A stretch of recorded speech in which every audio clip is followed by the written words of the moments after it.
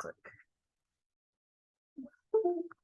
So first thing, I do want you to know this is different than the other hour, different than people will be given if they're doing this at home.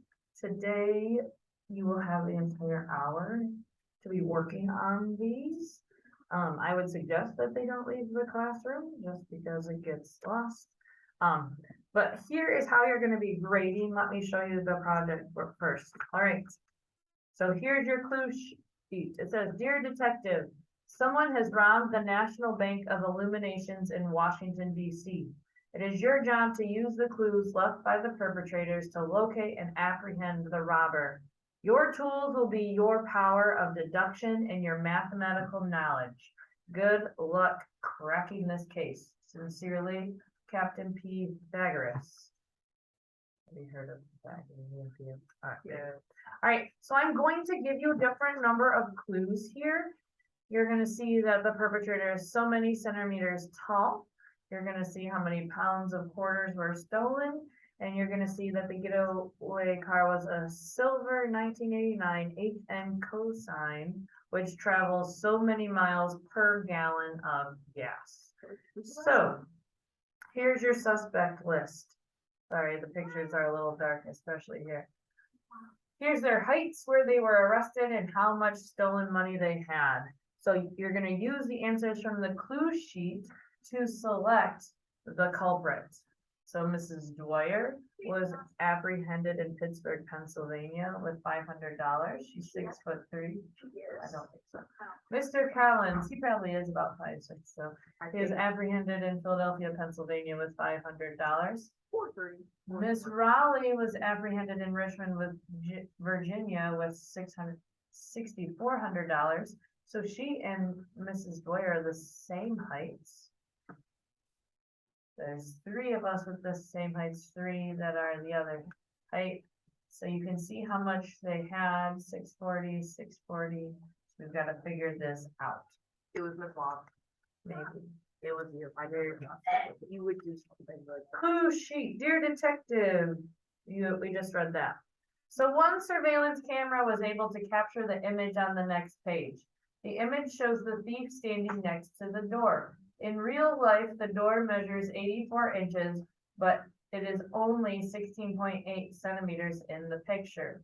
If the person in the photo is, well, we'll know how many centimeters tall it is when we fill out our sheet here. I'll give you those numbers in a minute. How tall is suspect in real life? Report the height in feet and inches. So you have to go from centimeters to inches by changing here. The robber stole only this many pounds of quarters out of the coin machine. Quarters are weighed in ounces. If there are 16 ounces in 1 pound, how many ounces of quarters were stolen? Each quarter weighs 2 ounces. How much money has been stolen from the bank? So you're going to have to use your rates to figure these out. Clue 3, a witness at the bank saw the getaway car stop at a nearby gas station. The gas station attendant said that the thief's tank was practically empty and that he filled it completely. Luckily, he was able to find the thief's receipt. Determine how many gallons of gas the thief purchased. Then the getaway car. The car gets so many miles per gallon, and that again is given on the first page that I'll give you in just a second. If the car continued until it ran out of gas, how far could it go? So you're going to need a ruler, it looks like. Using only 1 tank of gas, what is the farthest city that the thief can reach? So using your ruler, you're going to measure how many centimeters it is from one place to the next. You have to go back and figure out where you're going. And every 4.5 centimeters is 150 miles. So each of these people were apprehended in different places. So you're going to measure to those places. See how they give you where they're apprehended? So that's gonna help you with the measuring back here, and for every centimeter you measure in with your ruler, that's equal to 150 miles, well, for every 4.5 centimeters, so that is your rate right here that you're gonna be using, all right, so it's gonna be some work.